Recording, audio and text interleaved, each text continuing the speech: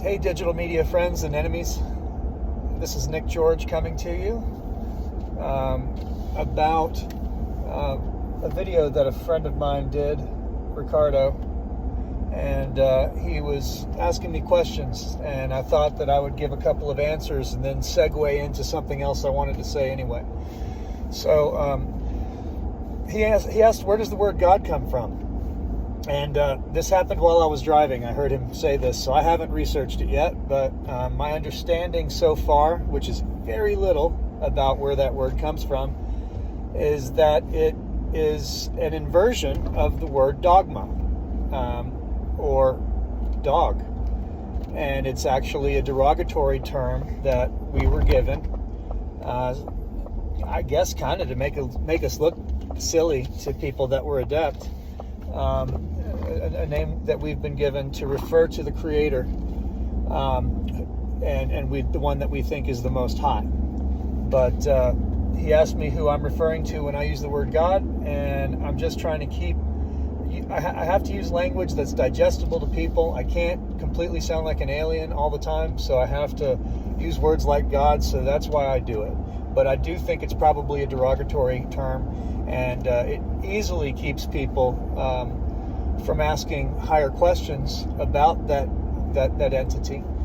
And when I am not talking to regular people, I use the word creator of souls, because the God of the lower realm, of the physical realm, that created man, the vessel that souls dwell in, and the game board that we come to learn on, is not the creator of souls. It is a lower demiurge that was given the opportunity to do the things that it's done here by the creator of souls, who is best represented by the two easy words, love and free will. Free will is a little bit harder, and that's what we're going to segue into at the end of this little intro. But we have to be able to separate who the lower demiurge is from the creator of our souls. So in hypnotism, everyone who does that scientific research, and we know it's a scientific methodology because everyone comes to the same conclusions. Everyone who does serious therapeutic hypnosis and that hears from people on the other side knows that there's only one monotheistic creator of souls. That being said, they also find out that we are divine beings, like gods, and that we are in a progression. We're in the middle of a progression. We're relatively early in it. There's a lot more to do after we stop being human. But we're participating at a level in our education where being human makes a lot of sense. And so we're going to do this as many times as it takes. And the person or division of light, if you will, that made the soul that became advanced enough to create this place was Saturn. And that's the research that most people aren't ready for. But Saturn is the lower demiurge, and that's why we celebrate Saturn's creation and give him his day of rest on the Sabbath. Now that's been twisted by Rome, just like the word dogma and God and different things like and the story of the crucified person. Significant components have been inverted to keep us confused and foggy about the truth, so that it's harder for us to put together things that would make it easy for us to find peace and continue in our knowledge without feeling like we need babysitters or paying taxes or things like that. So the soul is here to practice free will, and it's resistance training against a mindset that is doing the opposite and making money off of creating barriers to free will and figuring out how to quantify free will in a way that they can then use to be predictive and to have more certainty, and to basically try to learn to pick the locks of love. And love laughs at these locksmiths. And I stole that line from Madame Blavatsky, who said in her book, Isis Unveiled, that love laughs at locksmiths. And it took me a while to understand what that meant. But all the little dirty tricks that humans play against each other and the world to try to turn a secret profit are what she means by locksmiths. And love is something that best encompasses what we're here to do, what our free will intention always is, regardless of how it's deviated by the mind and the body, and it's these interests, these earthly interests. But when you get on the other side, when the soul is separated from the lower two components, the 66.6% of its triune relationship here on Earth, it's very clear to these hypnotists and therapists and their patients that there's only one creator of souls. Nobody picks sides and goes into different denominations or divisions or picks religions when you get into that territory, because it's not even a question. And the only time that we question who the creator of souls is while we're here. And while we're here, we are advertised to by a great many deceptions that are done purely for monetary purposes. And the monetary system is named after the influence of the moon. And the moon's first name in human language was sin. So the influence of the moon is very powerful. It's like an electromagnetic computer that controls not only the waters of the earth, but our consciousness in a great way. And I don't have to convince a lot of people of that, but they may not have known that influence was first named sin. And so being born under the influence of sin is money.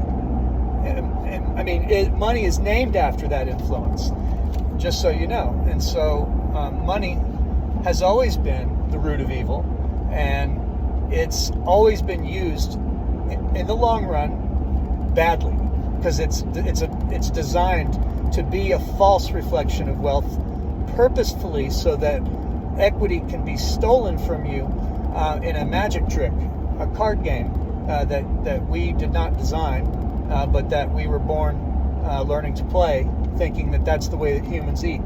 And that's the way that humans interact with each other, but it's not. And hopefully some of you can look into your past and think about different scenarios where money ripped your heart in two. And if it didn't exist, there wasn't enough chickens and cows in the world to do the same thing to you if someone took them from you.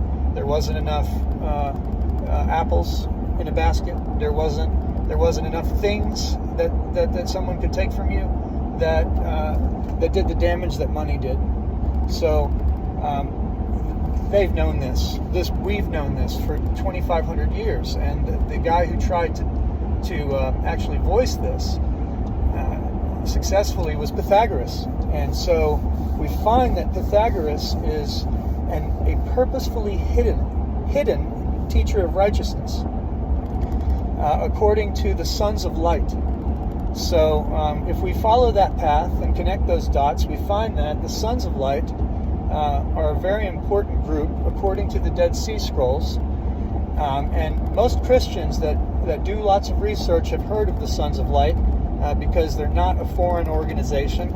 They are actually the core of their understanding. And they are the ones that were supposed to be the only ones that could truly understand or interpret the Holy Word, because the Holy Word is written in Pesher, which is double meaning. And so the people that could understand the higher of the two meanings were known as the sons of light. And it's because they spent most of their day in communion with the Creator of souls, and in opposition to the lower demiurge, the gem owner, the bouncer at the door of our game board here. that we're temporarily experiencing for educational purposes, and we will remember all of this when it's over, just like you're waking up from a dream. And all of your chapters of different lives will come together in the big book, the Akashic record of your soul, if you will. And you will have a great time going through that book with your friends and your soul group when this is over. But what you don't want to do while you're here is be a coward. And that's basically what my mission is to try to make sure that we end up with as few cowards as possible, so that our children grow up with a better environment than the one that we were born into. But anyway, answering Ricardo's question about the God that I'm referring to when I talk about God, I want people to easily know the difference between these two understandings of the Creator. It is true that Saturn creates planets. Just look at Titan. It's the most Earth-like place in our solar system, and it's about to graduate into a planet. Right now it's a moon of Saturn. Saturn is a moon maker, as a planet maker, and a moon maker.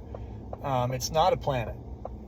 Saturn is a dwarf star, and it's unique in that it makes planets. So, and what's not coincidental is that we are a sister planet to Mars and Venus. And that's why those planets are relatively similar to us, because they were all, just like us, once moons captive to our Creator, Saturn. And like a lava lamp, it dollops out these moons, and then sometimes swallows them back up. And it's known as the God that likes to eat his own children because of those events. But sometimes those dolloped out moons mature into planets, and we are a planet that was created by Saturn. And anybody that knows anything about quantum physics can understand that even though that we are no longer in Saturn's direct orbit, it's got some interesting connections to us that a quantum physician could explain if he tried to explain molecular behavior when a molecule was split or separated into two different parts of the universe. What interesting things happen when we do experiments on either one of those two halves of the molecule. We find that instantly, faster than any connection that we currently know of, those molecules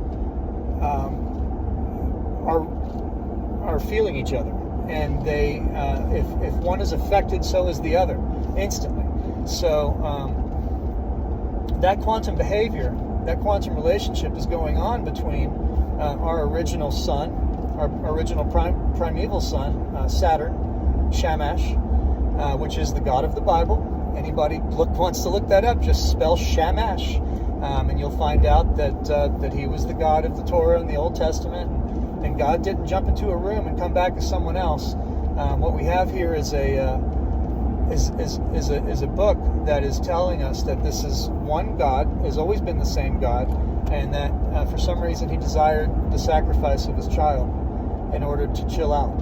So he got that, and now we worship the sacrifice. But the problem is, the people in the desert were worshiping the Creator of souls, and they were anti-sacrifice, especially human sacrifice, animal sacrifice, or blood sacrifice, or ritual sacrifice of any kind. So that's an abomination that's going on today, I would say. And